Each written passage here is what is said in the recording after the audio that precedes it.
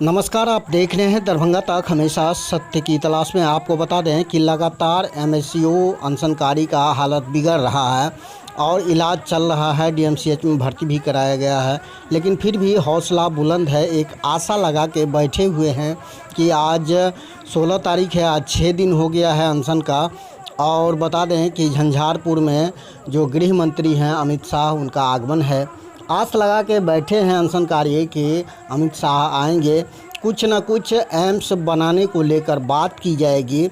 लेकिन बता दें कि उस पे पानी फिर गया है।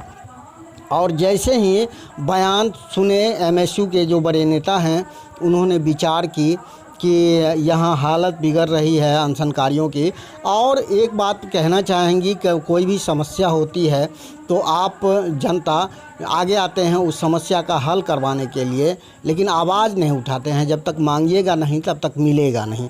बता दें कि यहाँ एक वार्ता की गई आपस में और विचार किया गया कि हम शासन प्रशासन के द्वारा अनशन नहीं ख़त्म करेंगे। और जो गरीब है, जो मज़दूर है, दरभंगा का रहने वाला एक रिक्शा चालक आकर उन्होंने जूस पिलाकर सभी अनशनकारियों का अनशन ख़त्म किया। इससे पहले प्रेस वार्ता की गई है और जैसे ही प्रेस वार्ता की बात हुई उसी समय एक जो अनशनकारी हैं उनका हालत बिगड़ गया। एम्बुलेंस मंगाया गया है और देख सकते हैं खबर में किस तरह स्ट्रेचर पर उनको रखा गया है और एम्बुलेंस में लादा जा रहा है, ले जा रहे हैं डीएमसीएच इलाज के लिए। बता दें कि एमएसयू के जो सेनानी हैं, जो बड़े नेता हैं अनशनकारी, उन्होंने प्रेस वार्ता कर जानकारी दिया है। क्या कुछ रहेगा इनका रणनीति। एम्स चाहिए तो लड़ना पड़ेगा और आपको समर्थन, अगर एम्स आंदोलन को समर्थन दे रहे हैं तो आपको एक कमेंट करना होगा। और कमेंट ज़रूर करें, शेयर करें ताकि अन्य लोगों तक खबर पहुँचे।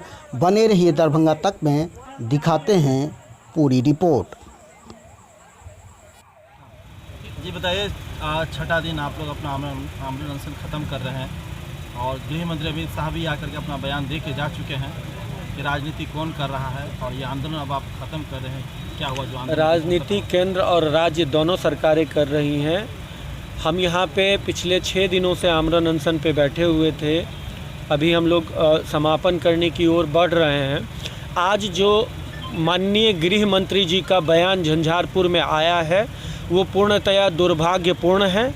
ये दर्शाता है कि उनकी मंशा राजनीति में धकेलना है और कैसे भी करके दरभंगा एम्स के नाम पे 2 चुनाव हमको 24 और 25 का खींचना है।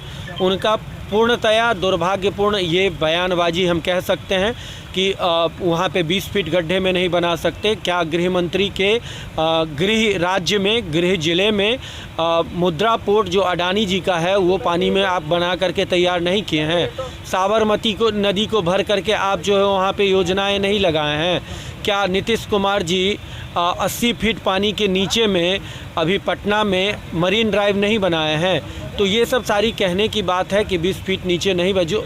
जहाँ पे हाईवे जा रहा है, हाईवे बन गया, इतना चौड़ा हाईवे बन गया, उस हाईवे को लगा करके अगर एम्स बनता है 20 फीट पानी में, तो ये कौन से इंजीनियर आ गए हैं पता नहीं चल रहा है कि जो कह रहे हैं कि लो लैंड में यहाँ पे नहीं हो सकता। तो उनका दुर्भाग्यपूर्ण रवैया है। हमारे जनप्रतिनिधि आगे पीछे करने में जिनको हम चुन करके भेजते हैं, वो हमारी क्षेत्र के मुद्दाओं को लेकर के मजबूती के साथ वहाँ आवाज़ नहीं उठा पाते हैं। वो गांव घर में ही जो है अपना भाषणबाजी, अपना नौटंकीबाजी, पाग माला दुपट्टा पहनना उन लोगों का काम रह गया। वो लोग किसी काम के नहीं हैं। तो हम लोगों ने आज विचार किया कि हम लोग अनशन तो तोड़ेंगे, लेकिन उस सरकार के मंत्रियों के हाथ से नहीं, उन सरकार के आला अधिकारियों के, पदाधिकारियों के हाथ से नहीं। हमने अनशन शुरू किया जनता के हित के लिए और हम मिथिला क्षेत्र के, मिथिलावासी के, हमारे जो मिथिलावास के, हमारे यहीं अभी हम लोग कर्पूरी चौक पे हैं। कर्पूरी चौक पे ही नज़दीक में हमारे एक मिथिलावासी जो रिक्शा चालक हैं, उन लोगों के हाथ से हम लोग जूस पी करके अनशन तोड़ने का काम करेंगे और हम दिखाएंगे कि आप लोग अकर्मण्य हैं, आप लोग सिर्फ ठगते हैं।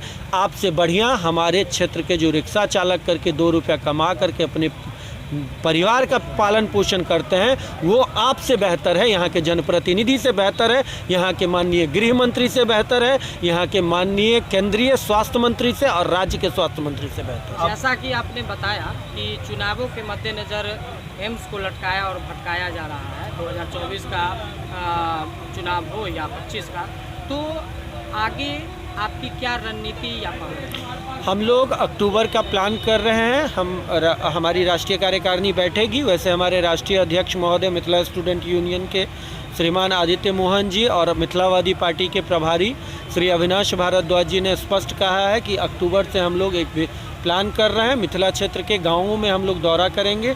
जो चीज़ें अभी तक हमारे एम्स आंदोलन को लेकर के घटित हुई है, आपको मैं बता दूं कि 2015 में मिथिला स्टूडेंट यूनियन की स्थापना हुई थी। तब से लेकर के एम्स हमारा प्रमुख मुद्दा रहा है और हम लगातार एम्स दरभंगा उत्तर बिहार में एम्स को लेकर के आंदोलन करते रहे हैं। जब उत्तर बिहार में एम्स की बात थी तो सहरसा की बात जब मत्स्यगंधा झील के पास 267 एकड़ की हुई थी, तब भी मिथिला स्टूडेंट यूनियन पुरजोर तरीके से वहाँ पे थी। और जब घोषित हो गया कि दरभंगा में ही एम्स बनेगा, क्योंकि दरभंगा क्राइटेरिया को फुलफिल अप कर रहा है, एम्स के सारे मानकों पे पूर्णतया जो है खरी उतर रही है दरभंगा, तब भी हम लोग मिथिला स्टूडेंट यूनियन के जितने भी हम लोग साथी हैं 2015 से दरभंगा एम्स के लिए, उत्तर बिहार के एम्स के लिए आंदोलनरत हैं।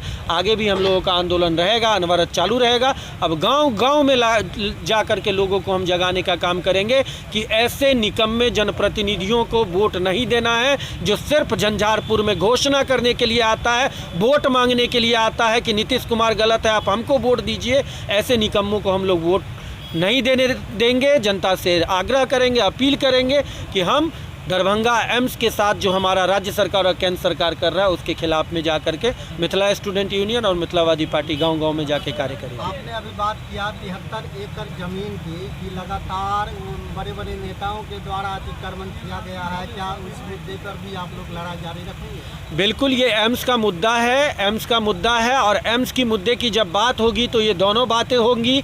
जिस कर्पूरी मैदान के पास, कर्पूरी चौक के पास हम लोग बैठे हुए हैं, ये वाला जगह दरभंगा महाराज के द्वारा 300 एकड़ जब डीएमसीएच को दिया गया था, तो अब 227 एकड़ ही कैसे बचा हुआ है? 73 एकड़ ज़मीन गया कहाँ? इस पे नीतीश सरकार को, बिहार सरकार को जवाब देना होगा, क्योंकि अनाबाद बिहार सरकार का 73 एकड़ ज़मीन आपने किस भूमाफिया को, किस स्थानीय जनप्रतिनिधि को, किस मेडिकल माफिया को आपने दे दिया? आपको जवाब देना होगा तेजस्वी यादव, आपको जवाब देना होगा नीतीश कुमार। प्रशासनिक कर्मचारी, प्रशासनिक डॉक्टर, प्रशासनिक जो पुलिस पदाधिकारी हैं, वो कभी पूछने के लिए भी नहीं है।